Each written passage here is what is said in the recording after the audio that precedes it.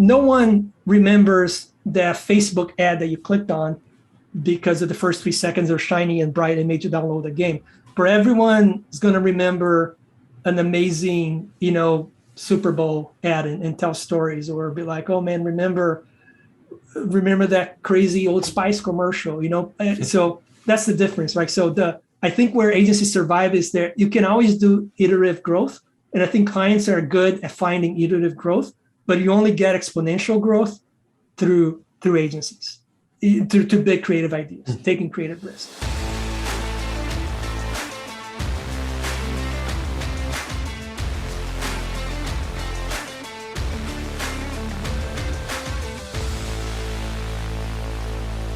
Welcome to Over a Pint, where we focus on the fast-paced, never-changing world of marketing, told through the eyes of industry veterans with decades of in-the-trenches experience. No theory here. This is real-world, practical experience told to you by those that have been there, and that definitely includes our guests. So grab a pint of your favorite local brewski or whatever your choice of drink may be, and join us for the show. As always, today I'm joined by my co-host, Pat McGovern, New Biz Director at Acedia, an award-winning digital shop here in Milwaukee, and Brian Meehan, President at Celtic, a full-service award-winning advertising agency headquartered in Milwaukee's historic Third Ward neighborhood. And I'm Kurt Lingle, Vice President at Celtic. So, guys, today is going to be fun. I'm really, really excited and pumped about our guest, and truthfully honored to have him on. Today we have Cristiano Alburitel with us. Cristiano is currently the Global Director of Consumer Marketing for Blizzard Entertainment. Blizzard is a premier developer and publisher of entertainment software, and has quickly become one of the most popular and well-respected makers of computer games. But prior to Blizzard, Cristiano's work resume is literally a who's who of some of the top entertainment companies and advertising agencies in the world. Warner Brothers Games, Leo Burnett, Deutsch, Butler, Stern & Partners, Wieden Kennedy, and throughout Cristiano's career, he's touched some of the top brands in the world: General Motors, Mitsubishi, Visa, Uber, Citibank. Wow. And he worked overseas in China when he worked on the Apple business. It's quite a list. And it's at Leo Burnett where I met and worked with Cristiano. I spent a lot of time with this guy. But let me tell you, I figured him out pretty quickly. One of the smartest guys in the room for sure, though he would never admit it. Genuine and humble. He was always about the team and doing whatever was needed to deliver and make everyone else look like rock stars, including the agency and the client. Loyal, an optimist, and gassed up with a level of energy and enthusiasm that's rivaled by few I personally know. So it is awesome to have him as a guest on the show. Cristiano, welcome to Over a Pint. So before we get started, Cristiano, there is a tradition we have here on Over a Pint. We go around the room, or in this case, the squares, and everyone shares what's in their pint glass. Tea, water, coffee, soda, beer. I hope yours is a beer, but whatever your choice of spirit may be, it's Friday. Tell us what you're drinking and plug it. Cristiano, you're our guest. We'll start with you. Awesome. Well, thank you. Well, first of all, thank you so much for having me. Super excited. Kurt is, no exaggeration, my favorite boss. That's the part that he left out in the introduction, that he was actually my boss, and we used to sit pretty close. And I remember to this day walking into your office when you started and be like, hey, are you my new boss? And the friendship just blossomed from there. So Kurt taught me quite a bit, and I'm super excited to be here. In terms of beer, not gonna lie, one of the things that the pandemic taught me is that I'm 100% a social drinker. I don't drink at home at all, which is funny because, with work, I always, after, Friday, after meetings, whatnot, you want to go and grab a couple beers. I just don't drink at home, but I am rocking the Smog City from Torrance, California. Let me see if the camera is kind of catching that. I can see. But it's a robust porter with coffee, so kind of combining the beer and the coffee there. That sounds good. Very good, Cristiano. Got to stay true to the Brazilian roots there. So yes, indeed. Mr. McGovern, what are we having today? Today I am rocking a Guinness, but what makes it special is it's in one of my Christmas gifts from Santa, an over a pint mug. So sweet. We'll be selling those soon. Yep. Cristiano, thank you for being on the show. Yeah, awesome. Ryan. I'm drinking a delicious Sprecher root beer. Nice. From Sherrod, Tim, and all the good folks over at Sprecher Brewing. We've actually had them on the show. Yeah, we have. I'm going to be having this during the show and maybe switch over to beer later on tonight. Nice. That's a good beer. So I'm having a beer from Central Waters Brewing up in Amherst, Wisconsin. This is their brew house coffee stout. So Cristiano, I'm kind of in the same arena as you are. I was thinking of you when I picked this. yeah. I'll tell you what, it's a tasty beer, fantastic brewery. And you're right. We've had some awesome guests in the beer industry recently. I'll tell you, if you like beer, Wisconsin is where it's at. I'm telling you right now, we've got some great ones here. So, but we're not here to talk about beer. We're here to drink some beer and talk marketing and advertising with Cristiano. So I'm going to kick it off. So Cristiano, from Brazil to Muncie, Indiana, to everywhere in between, I mean, we're talking lots of experiences that make up your DNA. If you could, in a couple minutes, tell us your story and maybe think of it as a brief. So if we had to develop an ad around you, what would we say? What would be the main message about you, and how would we do it? What's the tone? Tell us what makes you tick. Oh man. We talked quite a bit about this, but I've obviously grew up in Brazil, but we would visit quite a bit. Indiana, had some relatives there. My dad was actually a Marine, U.S. Marine, and went back to Brazil. So we always had a connection to the U.S. And as a kid, obviously, I wanted all the toys and I wanted all the video games that the U.S. had to offer. No joke, which is fun that I now work at Blizzard. I would want to come to the US just so I could go to the arcade, because the games here were just, so much better.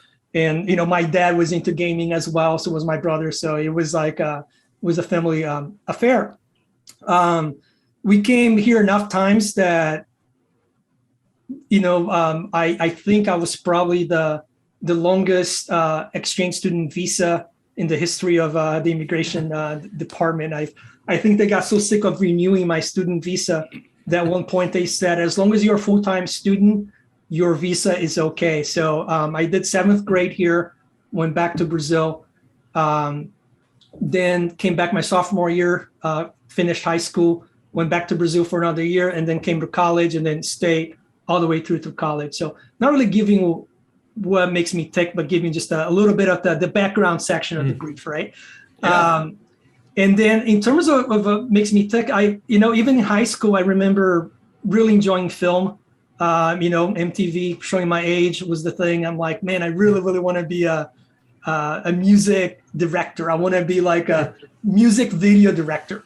But in my lack of awareness in a small town in Indiana, I'm like, I remember reading a lot of directors, started in advertising before they transitioned to film. Music videos. So I'm like, oh, that's what I need to do. Instead of just going straight to film school, I'm like, I need to get into marketing, need to get really good, and then I'll become a music video director. Of course, none of that happened. But in the university, was looking for my major. I was a journalism major, was looking for my focus. And there was a cat, super, super nice professor. He worked at Ogilvy in Chicago. And he really kind of turned me on to it. He just made it sound so fun, just the idea of, writing a brief and messaging and developing the creative. So once Bob Gustafson, is trying to remember his name, awesome guy. And I'll come back to him in a minute, but he kind of turned me on to advertising, was really supportive. I was broke like every college student. And they helped me with scholarships. They helped me with a lot of things during college. I joined the American Advertising Federation. I was president of the AAF at Ball State, Muncie, Indiana, and then just went from there. From that introduction to advertising class, I knew that that's what I wanted to do. I didn't know what I was good at. Am I going to be a copywriter? Am I going to be an art director? Am I going to be a planner? So I just took all the classes. I took the media classes, took the layout classes, took the writing classes, and the professors sort of steered me towards like strategy and account management. And that's that. And then Leo Burnett was the first job after a couple of internships. And I think that's when I met you.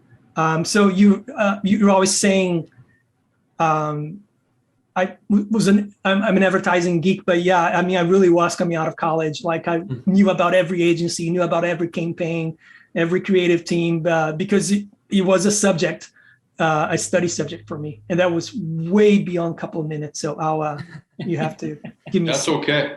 No, I think for our listeners, I think you're getting a good flavor of what Cristiano's personality is all about. I always thought of you as a super ball, like those bouncy balls, but not in a bad way, not a chaos, but it's just like, it's energy.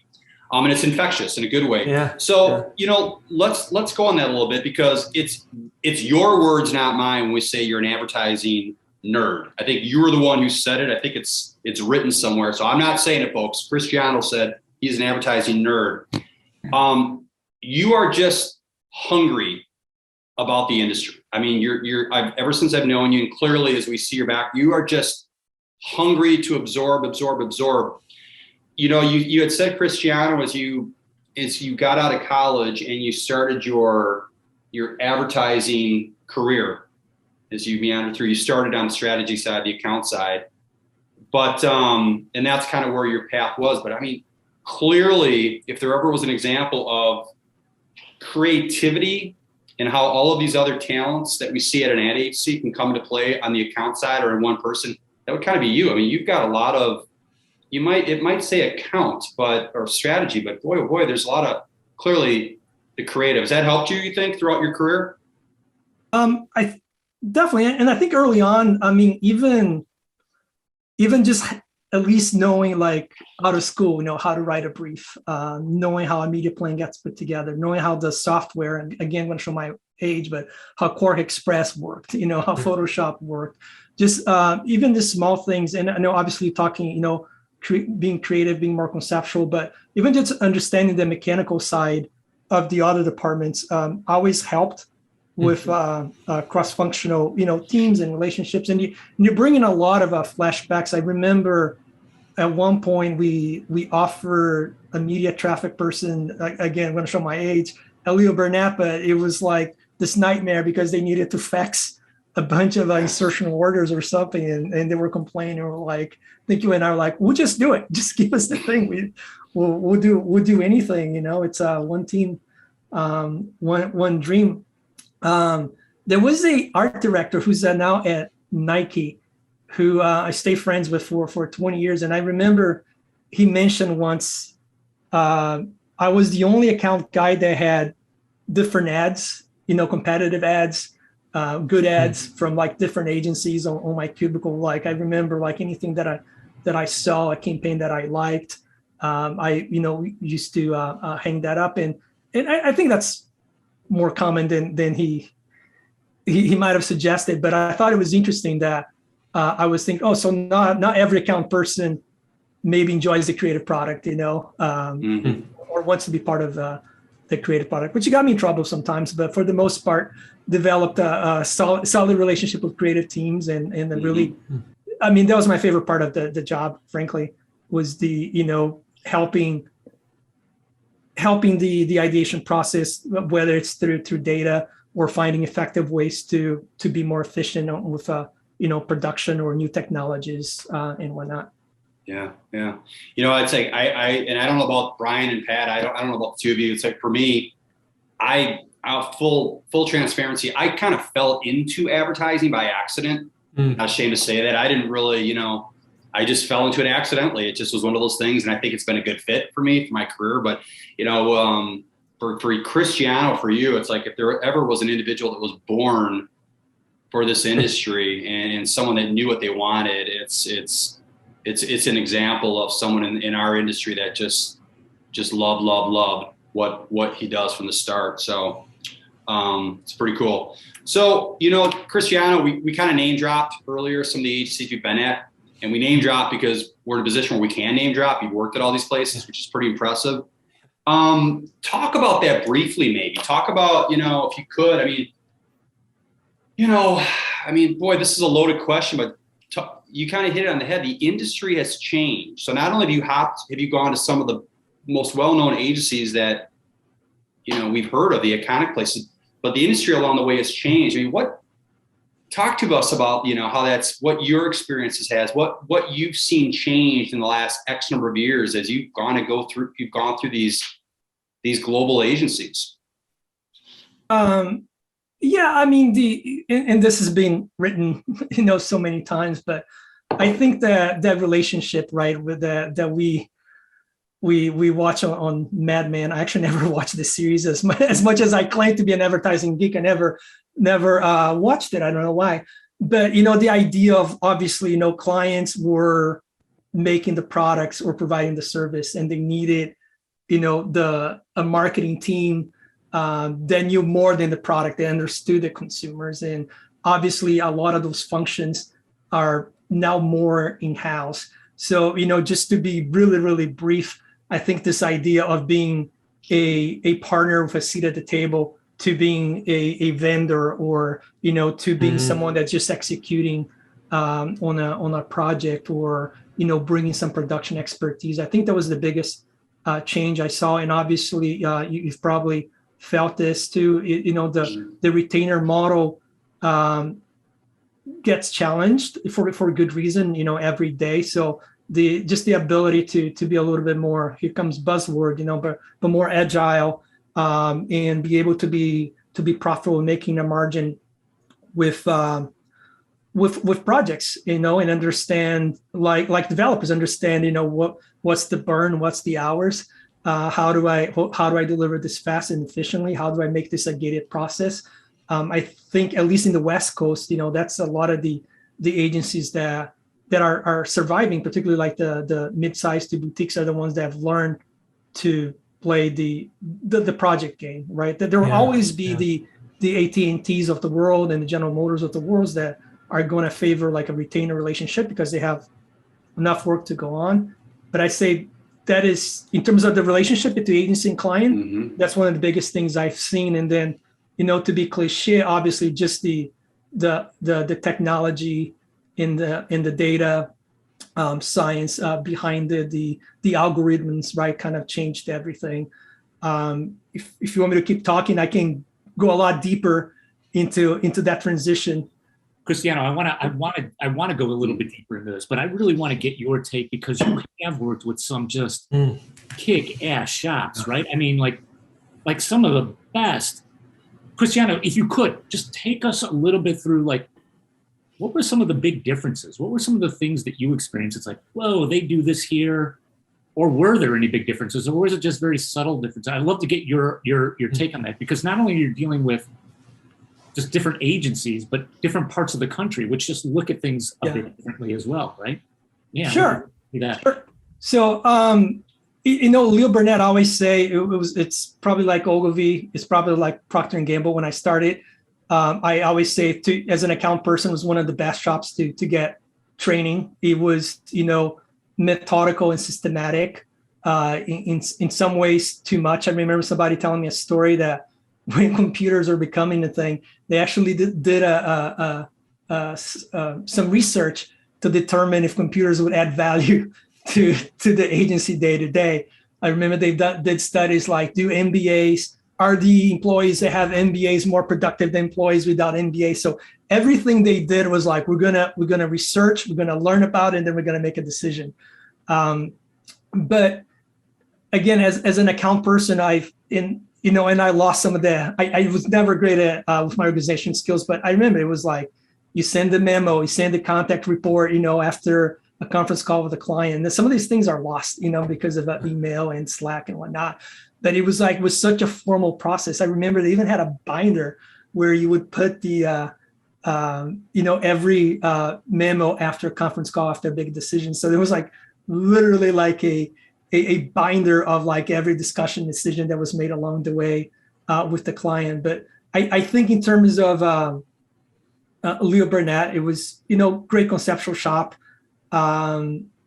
great writing. I thought, but a little at my time there, and I think that's what got me to West Coast. You were working with what was more traditional in the Midwest. You're working with packaged goods, you're working with automotive, and the technology when I was there, accounts were a little bit harder to come by. And I know now RGA even has an office in Chicago, so I know that has changed. Chicago has awesome startup community, has awesome game developers. So that's changed quite a bit. But at the time, I remember it was like, do I want to be the car person? Do I want to be that person that's been in the automotive industry for 20 years and that's all they know? So what Kurt, all modesty aside, what Kurt said early on, like that hunger for learning was just kind of driving me wanting to work at a place that's a little more dynamic, and you're working through several accounts. But I did 2 tours at Leo Burnett. I loved it. I learned a lot. Great relationships, had a lot of fun, best place to grow up. Did a couple other shops in Chicago, but the Wieden Kennedy was everything that you think that Wieden Kennedy is. It was actually an interesting role, because it was with Starbucks at the time, and they were asking for different regional leads, and they sort of instead of like being, at the time anyway, like a top down where they did big brand work, they were all about the community and the neighborhoods. So they wanted like local expertise for each market. So they hired a Brazilian to be the Midwesterner, sort of a central region expert. But the thing about Wieden Kennedy, man, I could be writing a brief for a T-shirt. I would get the best damn T-shirt I've ever seen. It was like, the local, I don't know, the local stores are doing a not-for-profit event and they need a T-shirt. It was like, the idea of there's no bad brief, there are only bad assignments, right? Excuse me. Yeah, there are no bad assignments. There are only, now I forgot how it goes. There are no bad assignments. You better get it right, because this is going to be out there. So holy crap! Yeah, there are no bad assignments, only bad briefs. Bad briefs. Yeah. The correct quote. I apologize. Maybe you can add some text with the correct quote. Yeah. We're on it right now. Yeah. All right. But yeah, I mean the smallest thing, Wieden Kennedy, the creative team would just come in and like deliver the best thing I've ever seen. There was no project too small. They were all hungry. I think because creatively it was such a competitive environment, they were all hungry to over deliver, and they were good. And when I was there, it was like when the digital shops are starting to eat everyone's lunch. They were losing clients because they weren't digital enough, and they made a hard pivot and paid off. They really invested a lot in technology and talent, and they really grew that discipline. One of the creative studio leads, I became friends with him. Actually, poached him when I ended up in China, working at TBWA Media Arts Lab. Kind of brought him with me to Shanghai. I'm pretty sure he didn't like the experience, but that shows like how much I respected the folks that I've met there. When I came to Wieden Kennedy, opened the doors to West Coast, and San Francisco is awesome because there are a lot of mid-size boutiques. It's funny, it's such a weird market because a lot of the FCBs of the world try to make a stand there. It never, even Chiat never quite took off. It feels like the environment there is for mid-size agencies, a lot of them part of bigger networks, of course, but you don't have the 2,000 people shop there. The biggest ones that I worked was a KQA with like I think 400 people in the office. But coming off where Kurt, we were doing photo shoots and we're doing broadcast shoots to come to San Francisco, and it truly was like, how can we be scrappy? How can we break the internet, whatever it was. So that really, I think that was true for most of the shops that I worked there, but Butler Shine I did two tours there. They were a small agency of that decade when I was there. They won a few awards. Man, I was home. I'm not gonna lie, Kurt. It was like nerd heaven. It was like there were so many nerds there that were passionate about a lot of Cristianos walking around. Dude, I mean, the owner, John Butler himself, was like, I had some comic books hanging on my cubicle. And I remember he came in, it's like, oh, I went to Pratt with the guy that did that book. And I'm like, no way, and he's like, no, I'll bring him over to autograph your book. And I'm like, oh, that's just the executive being nice to the plebeians here, Yeah. Dude, a couple months later, he shows up with Kane Williams, and he's like, he's here to autograph your books. Wow. And these are like books from when I was a kid. They're like 1987, 1988 graphic novels. So they're like near and dear to me. And the fact that I ended up in this place, and I'm working on video games, I'm working on Star Wars, I'm working on Indiana Jones games, it was something else. But that's when I finally got to new business, and that was fun. And that's the thing, like the more I pitched, the more I'm like, crap, I like everything. But it always kept coming back to gaming. I'm like, gaming was when I was having fun, because you're always publishing something new. Now the industry changed a little bit. It's more, how do we make a 10-year game? How do we make a game last, forever? But it's the idea you're always getting different briefs, right? One day you're working with a fun team cinematic Star Wars game. The other quarter you're working on a Lego, Indiana Jones game, and you're trying to appeal to a different audience. But didn't. If I could, Cristiano, the one I was going to ask you, and it kind of ties into where you're going a little bit.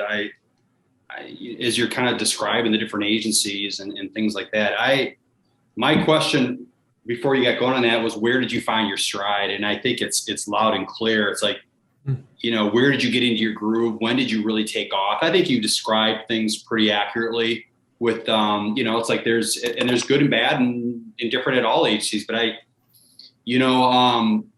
it sounds very much like, to me, when you made the shift away from Chicago and you started to go west, not only was it exposure to different types of brands and different types of people, culture and entrepreneurial spirit, things just moved a lot faster. And there was, sounds like, the less red tape. I mean, that just seems to be a big part of what was going on. And I think that, correct me if I'm wrong, boy, did that probably feed into your strengths and your personality. That's kind of what I'm hearing from you. I think so, man. It was definitely like, and a lot of that I think was the founders at the again, I'm going to speak about Butler because it was almost 8 years there, but they were coming off the era where user generated content was just becoming a thing.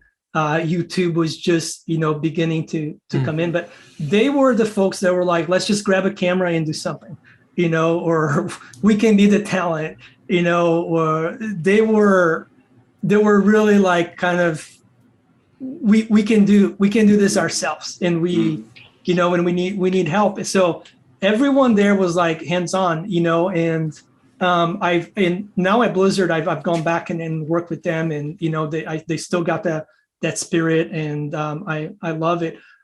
Kurt, this is maybe not as relevant, but I think it's important, and that didn't happen when we were there, when I was there with you, but throughout my experience in Chicago, there were small moments where you could kind of feel it, like somebody looks at you and they're like, oh, this is the guy with an accent, or this is an immigrant.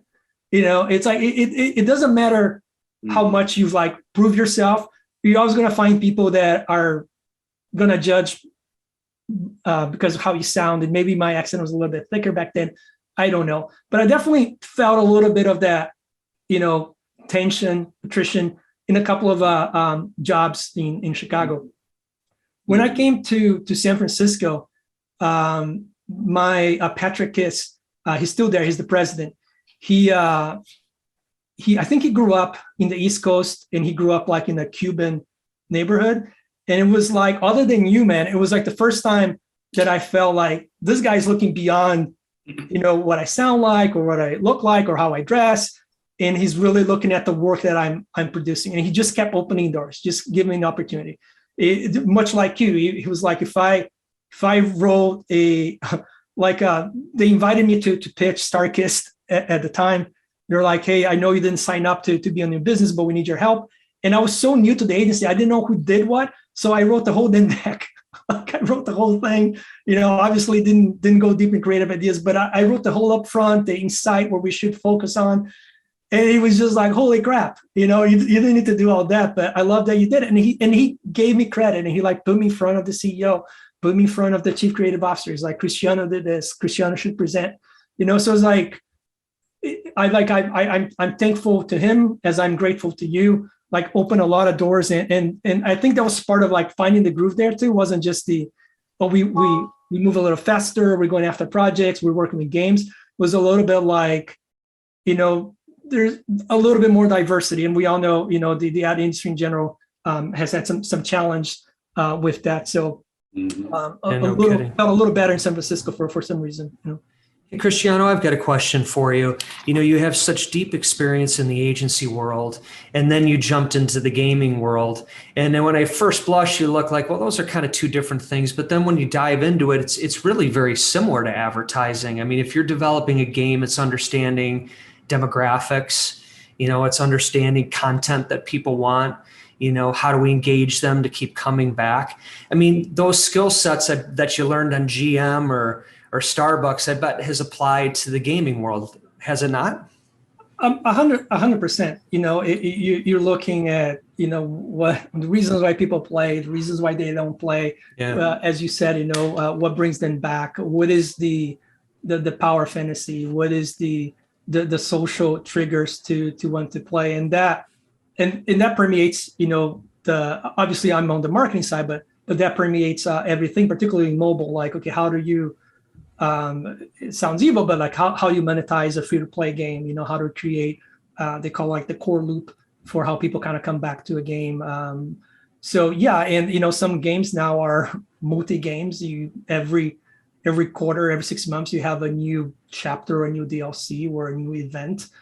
So we're always briefing, different partnerships and whatnot. But to be honest, like I think the biggest change for me, I spoke to Curtis when we did the pre-screening. I felt like particularly now, maybe not so much, in days of Ogilvy and whatnot. We only get half of the story when we're in the agency, right? And that was the thing, that even though we have a lot of smart, agencies with analytics teams and data science teams, like KQA was great at that. Butler Shine too had very like MIT engineers running the data science department. We at most get to see like, okay, what's the conversion, what's the install base, what's the cost per install,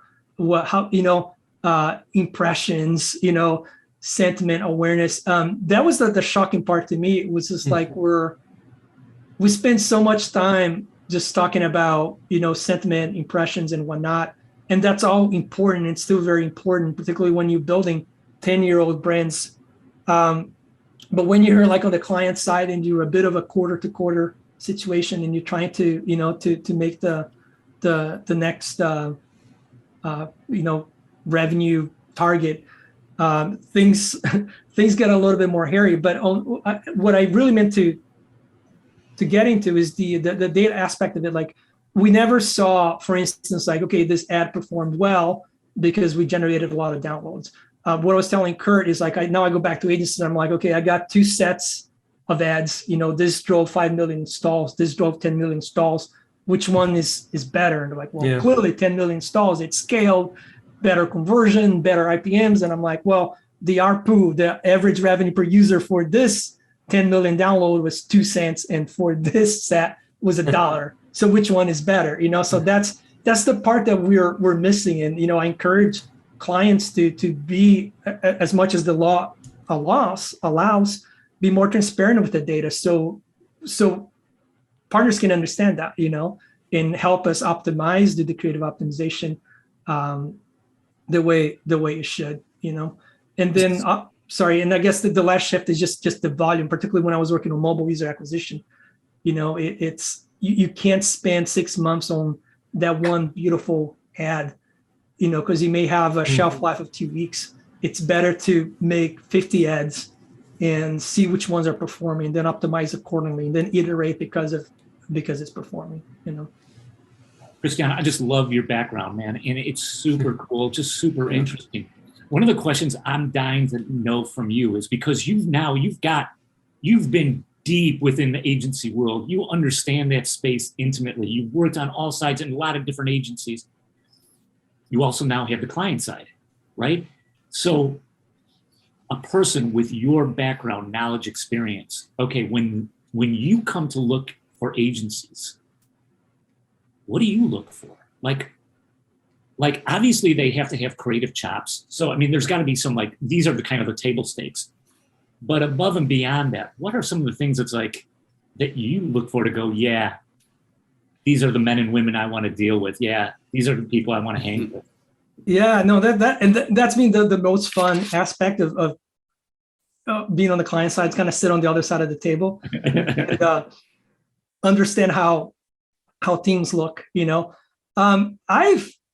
this is just very personal. To me, it's still chemistry.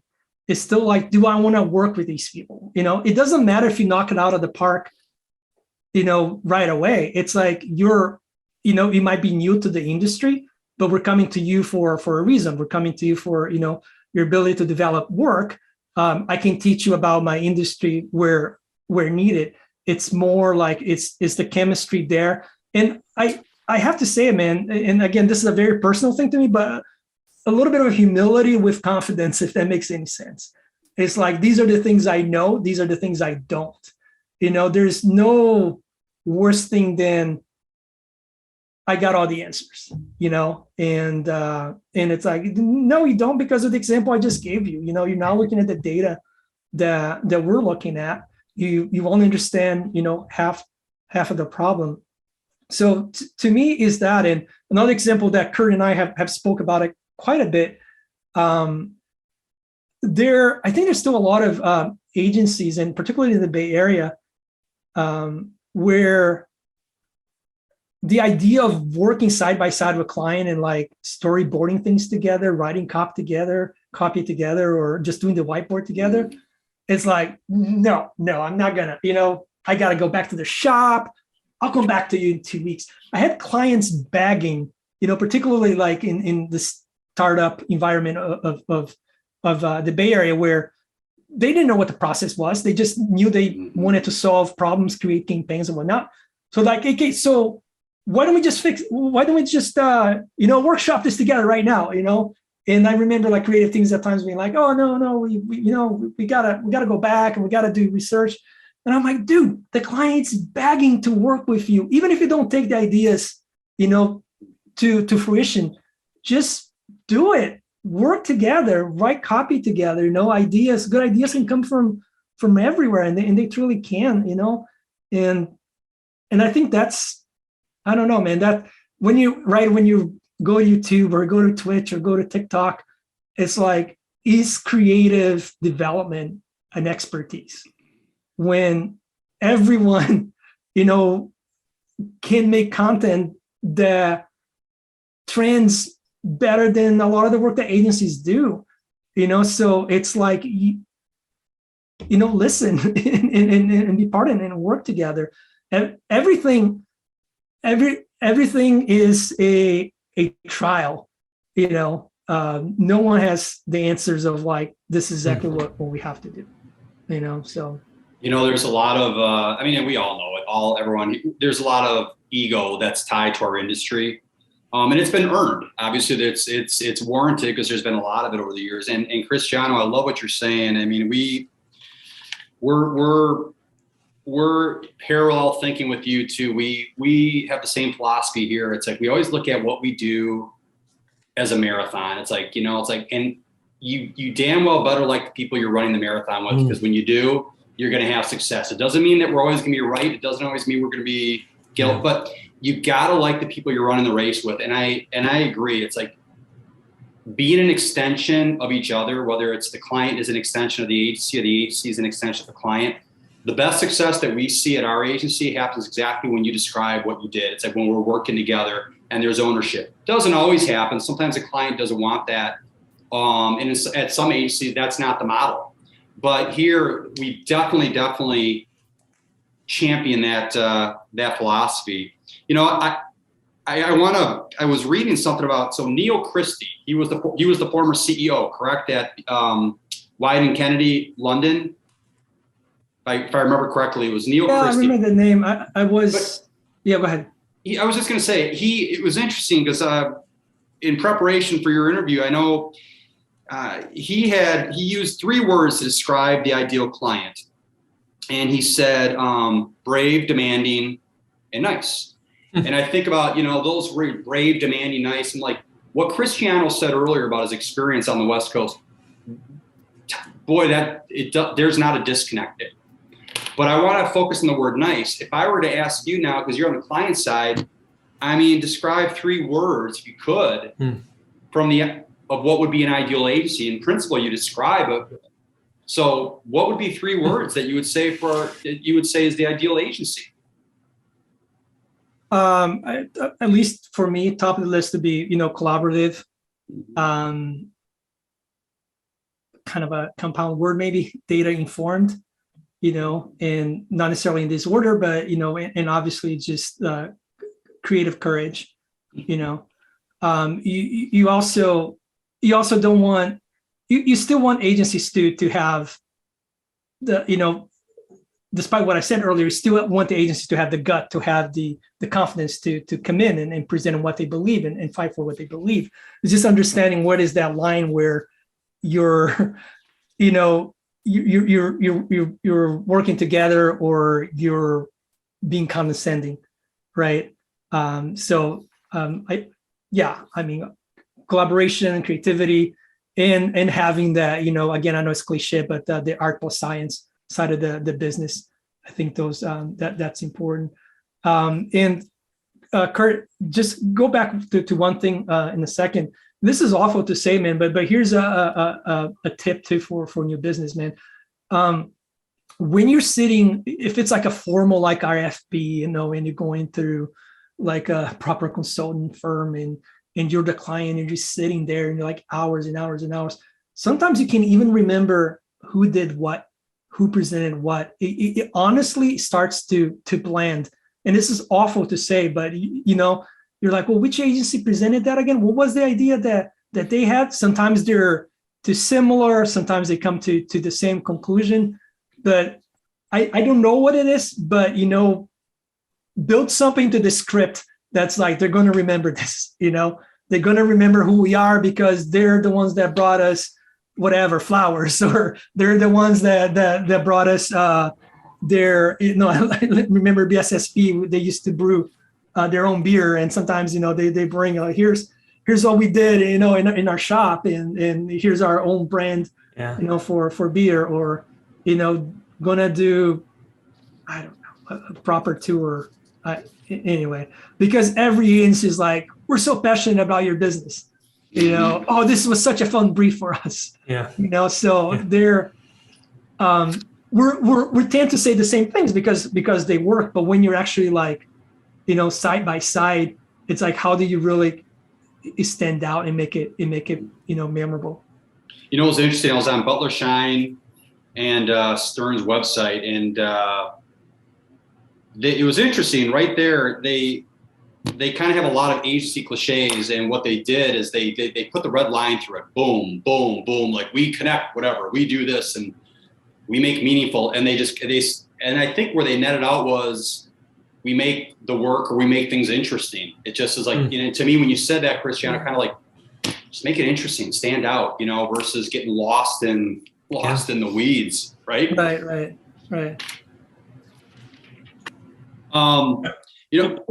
Go ahead, Pat. Cristiano, this is one of the other. I'd love to get your take on this. Again, you because you have so much experience and so much depth of knowledge. I'm really, really curious to hear your answer on this.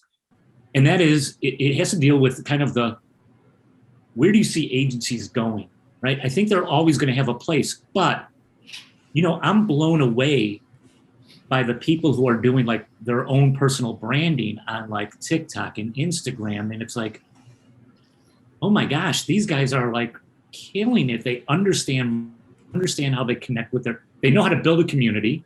Yeah. They know how to connect with that community. Yeah. Sometimes they're turning it into an e-commerce business with that community. It's like, they got like these individual, marketers, influencers, whatever, have got to be chipping away at some of what advertising agencies used to get. Look in your crystal ball, Cristiano. What do you see happening? Or is there, how do agencies stay relevant?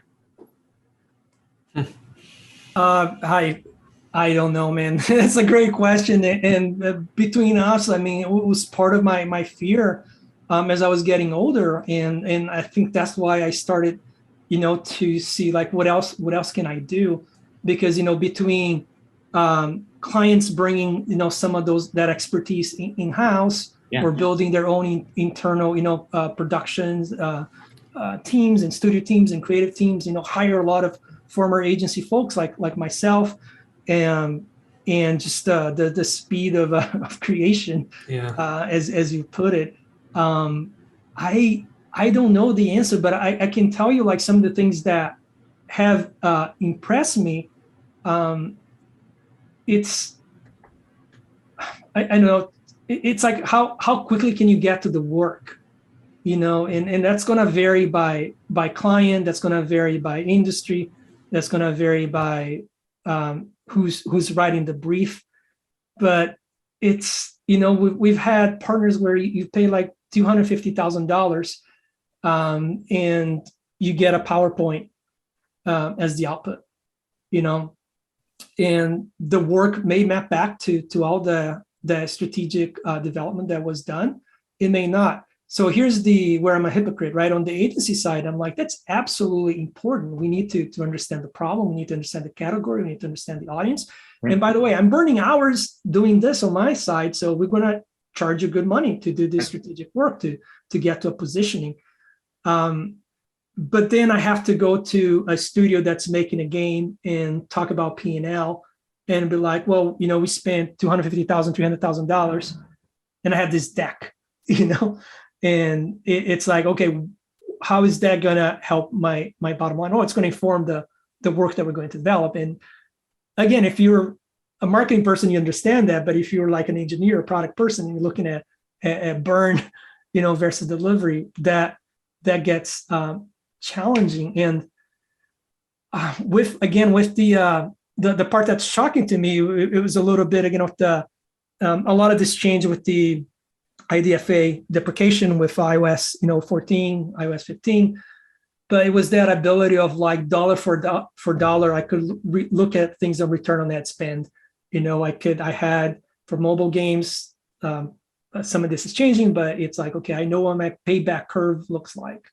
And in 180 days, every dollar I spend, I can get back after 6 months. So then I can plot those points back. I know that by day 1, I need to be at 2% of the return on that spend. By day 7, I need to be at 6%. So that becomes a predictive model, right? So now it's like, okay, every ad that I'm running, and if I can pass back that information in this cohort, or maybe this campaign, or maybe these ad sets, the cohort that's coming through those assets or through that media campaign is delivering at 2 and a 7% or 6% on, day 30, then I keep those running. I iterate. Those are the ones that are working. Let's make more of those, so that, and then I turn all the other ones off. So in that world of feeds and, click here, the first 3 seconds are what matter.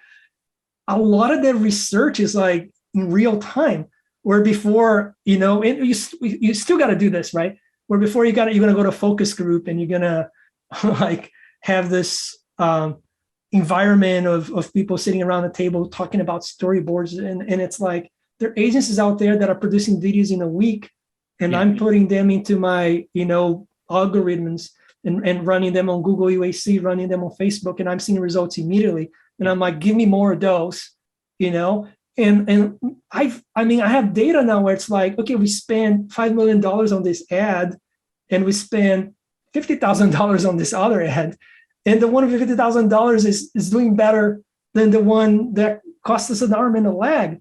Yeah. So to me, like the agencies that understand that, the ROAS model, if you will, and of course that's not true for every category. I live in a closed digital ecosystem, so it's a lot easier for me to track events, right? To track actions, to be behavior. So that's my existential crisis in a way. Mm-hmm. It's like, to put it simply, it's like the behavioral, targeting just to make it easy versus the mindset, right? Of like, oh, let's talk about demographics. Let's talk about people feel versus like, I want to target everyone that has a finger for my iPhone. That's different. But that said, no one remembers that Facebook ad that you clicked on because of the first 3 seconds are shiny and bright and made you download the game. But everyone is going to remember an amazing, Super Bowl ad and tell stories, or be like, oh man, remember that crazy Old Spice commercial, So that's the difference, right? So I think where agencies survive is that you can always do iterative growth. And I think clients are good at finding iterative growth, but you only get exponential growth through agencies, through big creative ideas, taking creative risk. And there's no place in any client where you're going to have, a cool hip art director sitting next to maybe a shy writer, and then a producer that, has done commercial and has done film, and then some account planner that done tons of focus groups, and then the media planner. And I know the pendulum swings right between general expertise and specialized expertise. Right. But I still think agencies have a group of misfits that can come in at problems differently. I don't want to admit it, but you slowly start becoming a client. Like, I'm only looking at gaming. I'm only looking at what's working in gaming. I'm losing touch with culture. I'm losing touch with what are the new agencies, what are the new campaigns. I don't have time for that stuff. Mm-hmm. So, I think agencies can still have that depth of just hiring, for lack of a better word, like just cool people. I mean, I don't know, some agencies are right. They'll hire influencers and to tell them what's trending, or like a cultural director of culture, to tell us what's next. That's the kind of stuff that we don't have, so. Yeah. I think, Cristiano, the other thing you'd say, I agree with everything you're saying. The other thing I made a note is, I think, getting back to Pat's question, and you had kind of woven it into your answer, I think sometimes we're guilty of not moving. And you had said, like, how quickly can you get to the work? I know there's the smarts behind it, but I think, if you have to make it easy as best you can for a client, you got to move.